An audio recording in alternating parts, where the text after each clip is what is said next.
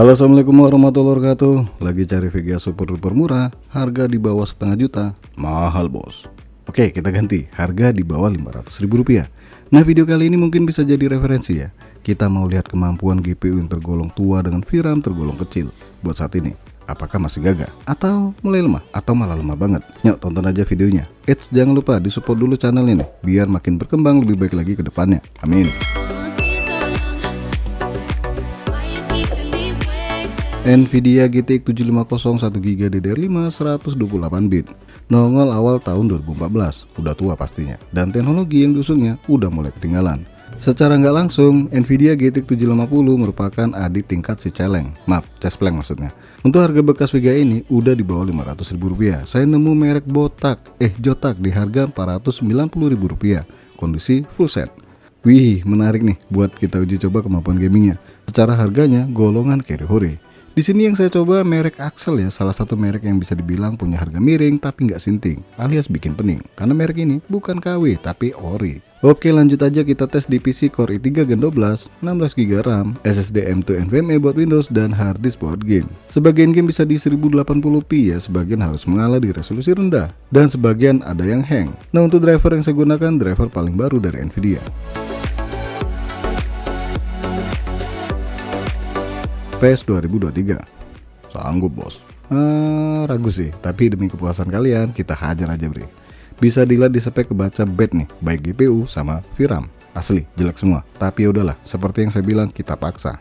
Saya cobain di resolusi 1080p settingan lemes alias lowest, dan luar biasanya nih, gamenya running tanpa masalah. Ya walaupun nggak semut-semut banget ya, tapi masih bisa dibilang lancar. Dan ini pakai perekam layar loh. Kalau nggak harusnya lebih baik lagi, ya nggak?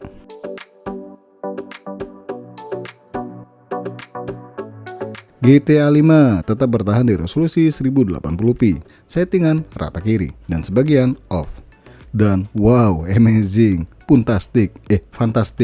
Frame rate yang didapat masih cukup tinggi nih, di angka 70 hingga 100 fps lebih. Widih, cakep.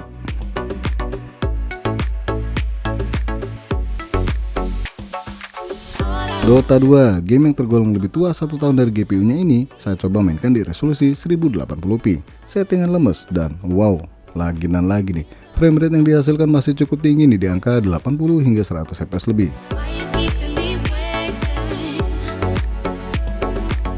Far Cry 6, ternyata game ini masih bisa dijalankan di VGA tua yang teknologinya mulai ketinggalan. Awalnya nyoba main di resolusi 900p settingan low dan mengaktifkan FSR ke ultra quality, dan hasilnya kurang memuaskan, tapi masih kategori oke ya, karena frame rate yang didapat di angka 29 fps. Nah, kalau kalian mau lebih bagus lagi ya silahkan ganti VGA-nya. Maaf, ganti resolusi ke 720p, dan hasilnya jauh lebih baik nih dengan frame rate di angka 39 fps.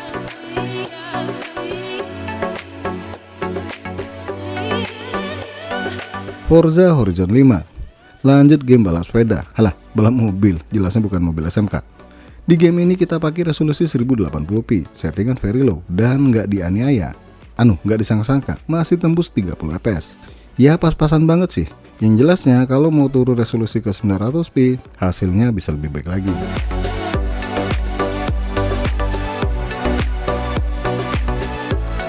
Need for Speed Heat, kita hajar lagi nih dengan game balap mobil. Nah, kali ini terpaksa kita turunkan resolusi ke 900p ya, dengan settingan low pastinya. Biarpun frame rate-nya kebanyakan di bawah 30 fps ya, tapi faktanya lancar loh dimainkan, luar biasa.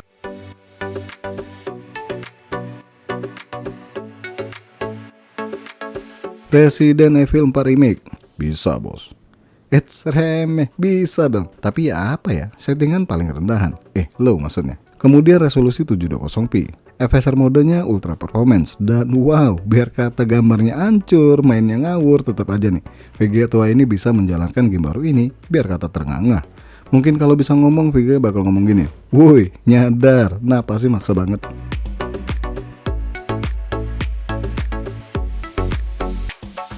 Watch Dogs Legion, di game ini lagi-lagi harus mengalah dengan resolusi paling rendah yaitu 720p. Hasilnya nggak baik-baik saja nih. Frame rate yang didapat rata-rata sih di bawah 30 fps, tapi minimal gamenya masih bisa jalan ya. Sebelumnya PC saya sempat crash ya, alias hang ya, waktu menjalankan Watch Dogs Legion ini. Ya mungkin VGA-nya kecapean kali ya.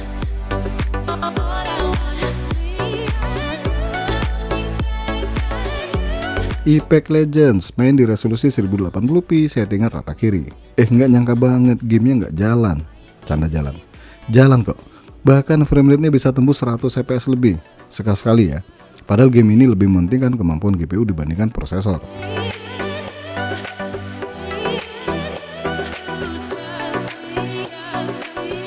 Genshin Impact, salah satu game yang cukup fleksibel nih buat spek apapun. Terbukti, VGA ini main di resolusi 1080p setting rata kiri alias lowest, hasilnya masih lancar jaya. Itu kata tester Genshin loh.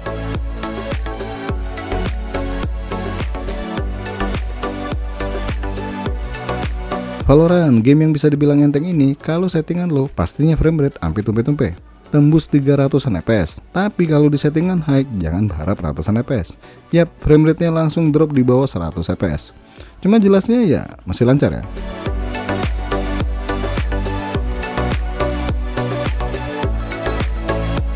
Gimana? Kalau dilihat tentang harganya, VGA ini cukup layak beli nggak kira-kira? Ayo, walaupun ada sebagian game bisa dimainkan dengan settingan menyesuaikan, tapi ada juga yang gagal, fail, not running, bahkan hang. Sebagian karena sudah mencampakkan teknologi VGA ini. Sebagian running tapi hang. Salah satu contoh game Watch Dogs Legion ya. Pertama lancar, pas mau turunin settingan, PC saya crash. Ya udah saya matiin PC-nya dengan paksa. Buat tes ulang lagi, terus berhasil lagi. Kemudian Warzone 2 kosong nih, di awal sih udah dikasih peringatan. Kurang lebih gini artinya. Woi, VRAM lu kekecilan, gak usah maksa deh, terkecewa. Ya kurang lebih kayak gitu ya. Lah gamenya ngamuk, dikira saya takut, hantam dong. Dan wow, PC saya hang, crash. Padahal di settingan paling rendah, masih aja bikin crash. Ya udah, saya nyerah. Dengan harga bekas di bawah 500.000 rupiah, rasa-rasanya VGA ini masih cukup layak beli ya. Itu kalau menurut pandangan saya. Atau masih ada juga game yang bisa bikin hati senang, riang gembira. Kecuali semua game udah nggak bisa running lagi nih. Ngapain beli VGA 1 ini? Benar apa betul? Tapi semua balik ke kalian ya. Kalau sekiranya ada uang tambahan, saya lebih menyarankan tambah duit 300.000. Kalian udah dapet VGA yang jauh lebih baik lagi tentunya. Contohnya Nvidia GTX 1050 atau dari kubu merah AMD Radeon RX 460, 470, 570. Oke guys, sampai di sini aja dulu bahasan VGA Gaming Carry Hore harga di bawah 500.000 rupiah. Jangan lupa untuk subscribe, like, dan share. Makasih udah mampir di NK Channel.